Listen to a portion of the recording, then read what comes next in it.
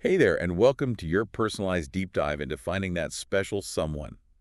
We're all about navigating the wild world of dating with you. And this time, we're taking a deep dive into an article from Psychology Today. It's called Unlocking Love. Oh, cool. Yeah, it actually breaks down a whole study about how people find their partners. So let's see if we can't glean some seriously good intel for you, all right? Okay, sounds Yeah, good. Yeah, it's fascinating because this isn't just some abstract advice. It's based on real couples sharing their experiences. right. So much better than those clickbaity articles that promise the one weird trick. Right. Okay, so this study, did it say there was like some magic number of ways people meet? They narrowed it down to 8 main strategies. 8. Yeah, some are what you'd expect, like dating apps and meeting through work or school, Right. but others were a bit more surprising. Like what? They even found that some couples met through, and I'm quoting here, provocative behavior. Called it provocative behaviors. Okay, now I'm really intrigued. What does that even mean in the context of finding a partner? Like asking for a friend, perhaps? Well, they kept it pretty broad, focusing more on the big picture categories. Okay. But it does highlight that people find love in all sorts of unexpected ways. Okay. I'm not sure I'm ready to add provocative behavior to my dating app bio just yet, but I'm definitely curious to hear more about these strategies. So, out of all 8, is there a clear winner? Like, are dating apps the ultimate matchmaker now? Hmm. You might be surprised to hear that according to this study, the most successful way couples met was actually through mutual friends. Wait, really? Hmm. More than apps? Yeah, That's actually kind of sweet, and here I was ready to get a lecture on crafting the perfect online profile. right. It makes sense when you think about it. Friends already know, well, your quirks, your deal breakers, so they're kind of like built-in matchmakers. Plus, there's already a level of trust there, right? Yeah. Like, you're not going in completely blind. You have that social connection as a foundation. Exactly. It speaks to the importance of shared values and that pre-vetted aspect that comes with meeting through your social circle. You won't believe this. The study found that meeting through friends was the #1 way couples found lasting love. So how can you tap into your own network, you ask? Well, this is where it gets really interesting. The study found that simply letting your friends know you're looking, or better yet, actually asking them to think of any potential matches within their own circles, can make a huge difference. See, that's something I can actually get behind. It's not about awkwardly hitting on your friend's cousin at a wedding. It's about being open and honest with your people about what you're looking for. Right, and that actually brings us to another key point from the study. It found that being genuine and upfront about wanting a relationship is crucial, regardless of how you're meeting people. Right, like no more playing it cool or pretending you're not interested in a relationship when you totally are. What a concept. Exactly. It can be scary to put yourself out there like that, but the study suggests that being honest about your intentions from the start leads to more genuine connections in the long run. Plus, it saves everyone time and energy, right?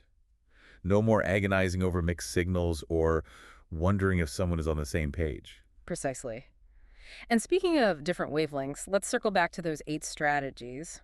We talked about friends, but what about those more classic settings like meeting someone at school or work? Are those still a thing? Yeah, it feels like those might be a little outdated, right? Yeah. Like, aren't all the good love stories happening online these days? Well, surprisingly, the study found that educational settings were actually the second most common place people met their partners. Really? Wow. I stand corrected.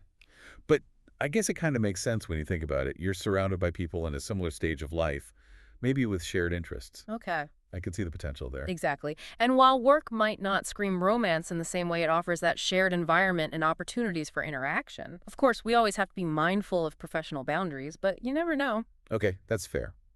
But what about those more unconventional, off-the-beaten-path kind of encounters? The ones that make you believe in fate? Ah, you mean like bumping into your soulmate at a bookstore or locking eyes across a crowded cafe? Exactly.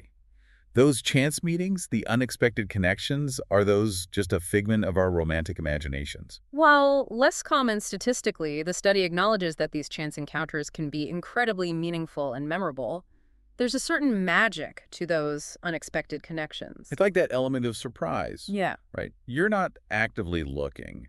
Then, bam, life throws you a curveball in the form of a potential soulmate. Yeah. Okay, I'm not saying we should all ditch the dating apps and just hang out in bookstores hoping for the best, but But it does highlight that sometimes the most powerful connections happen when we least expect them. so it's not just about where you meet, but how you approach the whole dating scene, right? So what's the secret sauce? Give us the goods. Well, according to the study, the most effective approach combines expanding your social circle and D, being open and honest about wanting a relationship.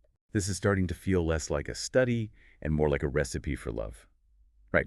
Okay, so we've got our ingredients, a dash of social butterfly, a sprinkle of honesty. What do we do next? Think of it this way. It's about putting yourself out there in a way that feels authentic to you.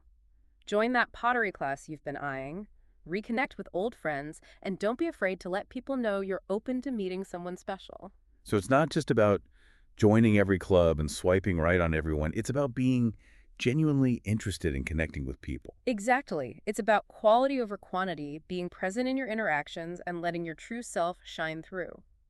Remember, you're looking for someone who appreciates you for you, not someone you're trying to impress. Okay, that makes so much sense.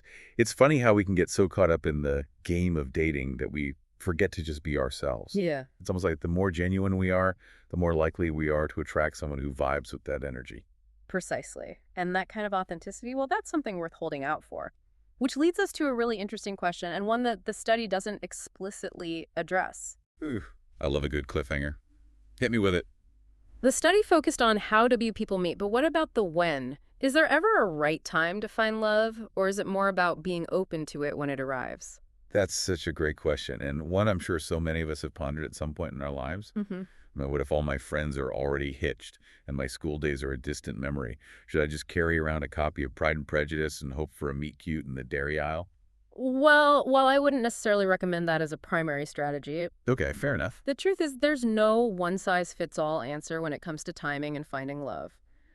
Life is full of surprises, and sometimes those surprises come in the form of unexpected connections. So what I'm hearing is that it's less about forcing things and more about staying open to the possibility, regardless of where we are in life. Exactly. Maybe it's a new neighbor, a chance encounter at a coffee shop, or reconnecting with an old friend. The point is, love can blossom in the most unexpected places, often when we least expect it.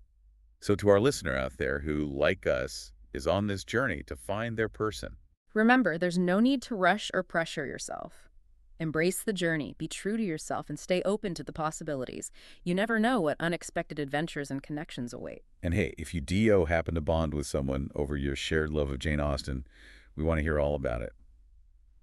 That's it for this deep dive into finding love. Okay. Until next time, be kind to yourselves and keep those hearts open.